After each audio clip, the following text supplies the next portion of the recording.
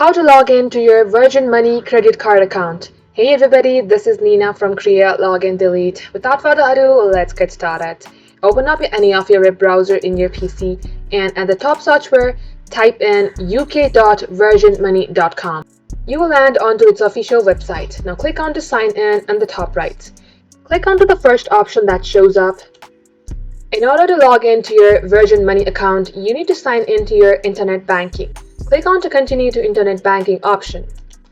Now at this page, enter your username or customer number and click on continue. Again, enter your password and click on continue. If you don't remember your password, then click on to I don't know my password and follow the on-screen prompts to get login to your Virgin Money account. So that will be the end of today's tutorial. Thank you all for watching and do like and subscribe for more.